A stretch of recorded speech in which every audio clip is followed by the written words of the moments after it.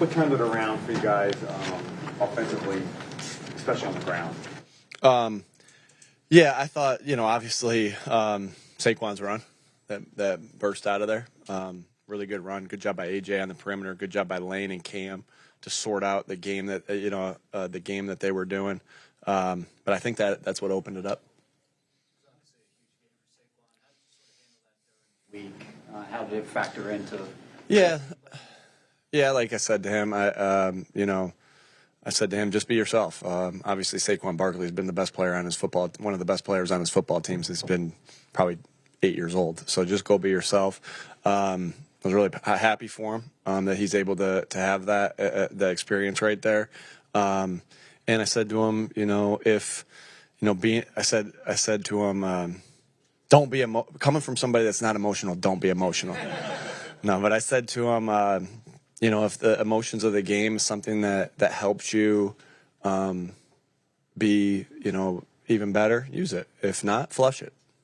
Nick, I know you're happy for your players, but you yourself were under a lot of criticism this week. How did it feel to go out and get a win like that after the week you've had? I think what I said to our team, just to let you know a little bit of that, is like, when obviously you try not to listen, but you're in, you do media 7 times a week, right?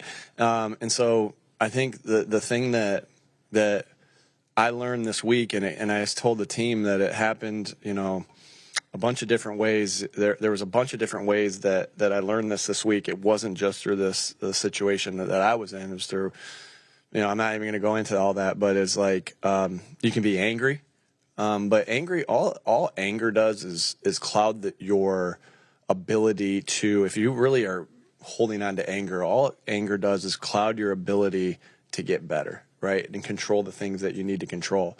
So what I said to the team is like, I put my head down. When you have criticism, when you have those different things, you put your head down and you work even harder. And the thing about that is, the hard work that the team had and that we had throughout the week helped put us in position to be successful today. And the other thing it does, to be quite honest with you, is it unites. And so you can look at it as a positive, a positive if you allow yourself to do that. And so I think that this game is constantly teaching us things, and that's what it taught me this week. Saquon's so close to his career high. Did you consider keeping him in? Yeah. I usually like to keep my conversations with guys private. Frank Reich was always would say to me, make sure we know when somebody's on the verge of doing something really special, because it's hard to do that. It's hard to recapture that, or breaking a record, or whatever it is. Similar to Devontae breaking the rookie single season record a couple years ago. We really wanted to get that for him.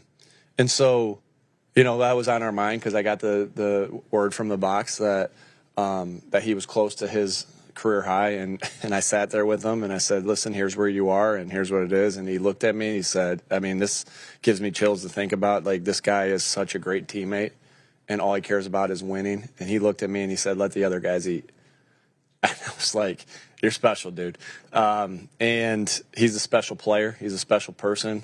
I read all the stuff that all the Giants players were saying about him, and no one said anything. Like, I said, it was going to be war, but they all love him. And I know this football team loves him.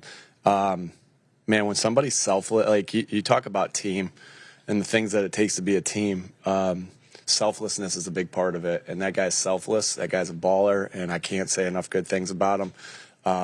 Because I had some apprehension, like, I'm going to put Saquon in right now, or we're winning 28-3. Do I feel good about putting him in? But I wanted to leave it up to him, and that's what he told me. I know you want to be multiple, you want to be diverse, you don't want to lean too heavy on one way, but is this formula maybe something you should lean more into, where your guys are going to run it? I know you got ahead, and that played a factor in it too. It is what we needed to do this week to win. Did you sense from all the players the same feeling that you had in terms of taking that anger and turning it into unification and grinding out a big win? This was our best week of practice so far this year. This week was our best week of practice. So far. I just think that it was just like we know it takes what it takes. Jalen always. I love when Jalen says that. It takes winning takes what it takes. I love when Jalen says that, because it's true. Like, there's a price to pay to win, right? You can't just and so I think that they all saw that. They practiced their butts off, and I took care of them a little bit later in the week because of the energy and the effort that they had in practice. But there was some good back and forth in practice. I can't say enough for the scout team guys. I'd like to name all of them, but Andre Sam, what he did on practice squad, and he was really good this week. Gabe Hall was really good this week on practice squad. Kenny Pickett did a really good job on practice squad this week. TD Davis, he did a good job this week on practice squad. And so it was just, I wish I could sit here and say every one of them. Get the practice squad list out. I'm going to say all of them. No, but it just takes what it takes. And the work, I could just feel, again, everything uniting us this week and everything and the work that we put in this week. I had a good feeling we were going to play good because we practiced so good. Spend the day after a game. For you as a coach when the players are. Sal's getting all his questions in right now. Like he's not at every press conference. So say it again, Sal. Does it make it easy for you as a coach when the players are practicing like that? Yeah, that's our standard. That's our standard of what we want to do. Again, some weeks are better than others, but our standard is what our standard is, and it is to have great detail in meetings. Be full speed to the snap and walk through and high intensity at practice. Nick, it sounds like. Go ahead, Marcus. The quarterback has not had a turnover in 2 games.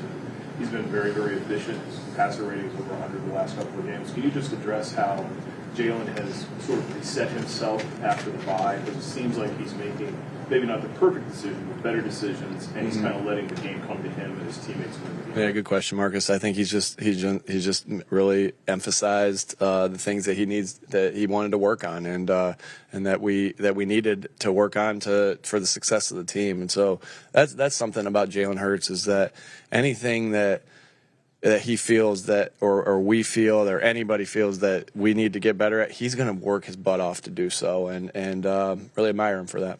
Generally the day after thinking about, you put a lot of thought into messaging for the weekend to it. What does a definitive win like this do, and how do you feel like you can use that for next week? Yeah, we'll see. I'm going to enjoy this one. I'll enjoy this win, and then that'll be something I think about a little bit later of what that message will be. It sounds like the guys rallied around you. As a coach, how does that make you feel? How do you react to that? Yeah. Again, you just judge the relationships that you have with the guys, and that's why you're always constantly working to connect, because, anyone can connect in good times. You work to connect so you get together closer as a team in bad times. It was 4th and 3, a close game in the second quarter. Why go deep to AJ there? And what did that do for you guys? Yeah, again, different scenarios call for different things. Fourth down decisions. Like I said, we wear those. I don't go for 4th downs unless I have complete trust in our players. Obviously, we go through all the calls. 4th down thoughts of what could be the call. There's obviously multiple options there. So you go in and you think about who the play is for, your confidence level in that, and your past experiences there. So I think we had 3 4th down conversions that led to 21 points. So, again, it's just, I always say you just trust your preparation of what you go through. You make those decisions, yes, how the game is going, but you really make those decisions Monday through Saturday. This is the second week in a row the defense hasn't given up a touchdown. You had 8 sacks today. I guess what's behind that turnaround from the defense? Man, first and foremost, obviously the players played their butts off. They play with relentless effort. That's something I know about this team, that we play physically tough and we play with relentless effort. That's something you can always control. And that speaks to the character of our football team. A lot of great individual performances, and Vic Fangio is one of the best coordinators in the NFL for a reason. That guy is always grinding to help the team get better. I remember talking to him after the bye week. He just put his head down and grind, right? Sometimes you want some breaks with the family. I remember him telling me, that he didn't have a lot of those because all his time was spent watching tape. And so I can't say enough good things about Vic. I love that he's our defensive coordinator. and he grinds to put those guys in positions to succeed. And it was on display today. Like, Vic's a stud. I mean, there's really nothing else to say about it. Like, he's been a stud for like decades. I mean, I would love for at some point like decades this we've been good. He's been good for decades, and that's pretty incredible. And he's done it as a head coach. He's done it as a coordinator. He's done it as a position coach. Shoot, what this summer he had somebody as his position coach that he went to their Hall of Fame induction. So he's been doing it for a long time.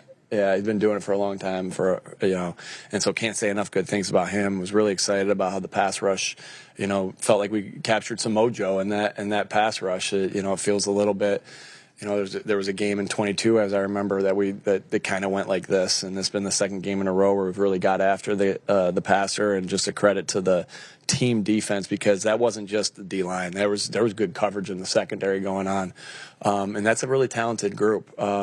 Hats off to the Giants, because I think they got some they got some talented pieces over there. Man, I'd be remiss to not say anything about Dexter Lawrence. That guy's a stud. The driving. Go ahead, you got one. Does anybody else need one? Nick, in what ways? Did you get one? I did get Well, then that's not fair. We'll split it. All right, split it. I'll answer both. Go ahead. The drive in which Brown scored, it seemed like it was mostly Gainwell on that drive. Was Barkley just exhausted at that point? I mean, yeah, you rotate them based off of, I thought Kenny did a nice job. Like, Saquon's run so hard that there's going to be times where you need a break, and that was a good 1-2 punch, that drive. Thanks for the extra one. In what ways could you feel the players getting your back this week? Shoot, just going to work and going again, and getting up and going again and going again. And I love these guys. I love this team. And you just, like I said, you go through things, and we've been through a lot of ups, we've been through a lot of downs, and it's controlling what you can control and rip into the next one.